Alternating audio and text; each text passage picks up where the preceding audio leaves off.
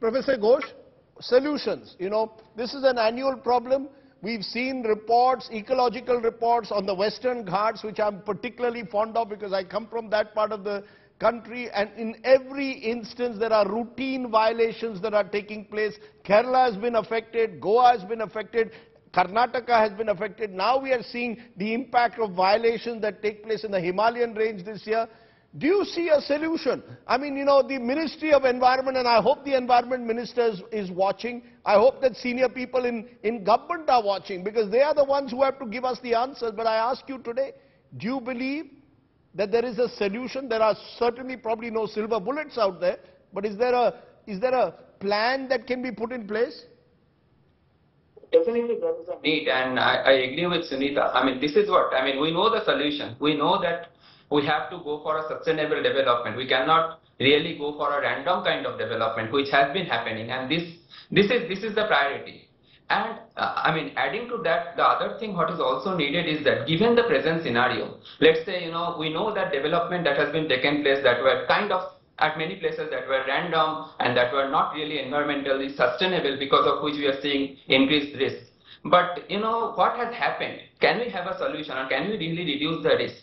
And for this purpose, the first thing what is needed is that for each and every state, we should have a proper flood risk map and risk to extremes map that should have information of hazard, vulnerability and exposure, which is as per the IPCC guideline. So this part is still missing. I mean, this part has not really been practiced properly in this country, and such a risk map is essential. That's the first step. The second step is that whenever there is a forecast, the forecast has a lot of uncertainty, but there should be a proper tool. IMD cannot really design a tool for evacuation, but there are people who have expertise in evacuation, and there are IMD scientists who understand about the forecast uncertainty. They need to shake hands, they need to collaborate with each other and take the risk map and trying to understand what should be the evacuation plan. You cannot evacuate everybody, but you can actually do a selective evacuation to reduce the life risk.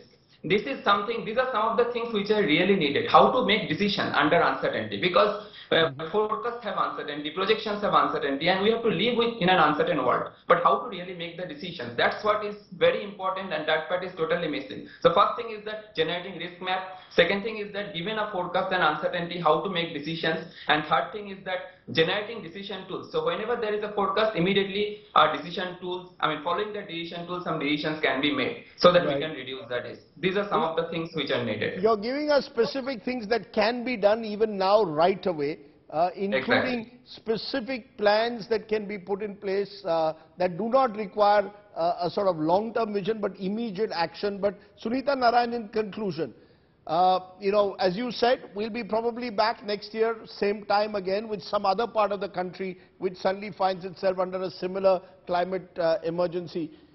Do you feel, you speak a lot to policy makers, is there an understanding of the scale of the problem, or is part of the problem that even now, with all the talk that goes out about the need to address climate change issues, it's still not firmly on the country's political policy agenda?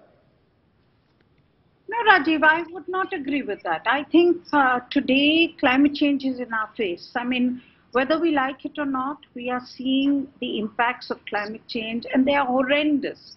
I mean, you have to understand, when I give you a figure that says that we've had one extreme weather event a day, just think of the poor farmer. Just think about the crop losses that they are suffering from. Every time you have too cold, too hot, you are basically having... I take your point, but do people at the top in the government recognize this? I mean, there's a lot of talk about it. Where's the action?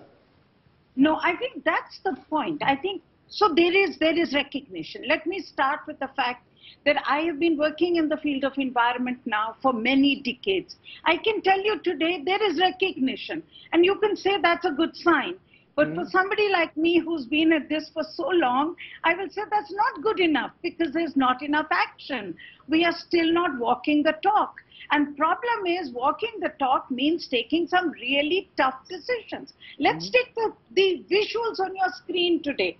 What you're seeing is, you have a river in spate. You have houses that are built completely on the river. Now, how is this allowed?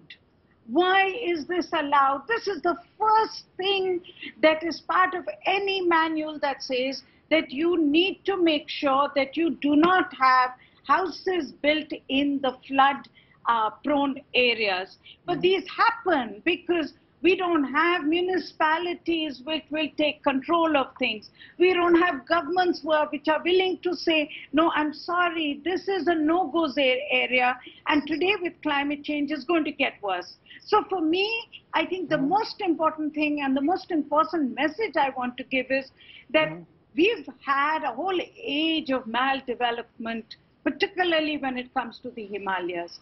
But now in the age of climate change, we have no choice but to make sure that we can change and move towards sustainable development. We have no choice, Rajneesh.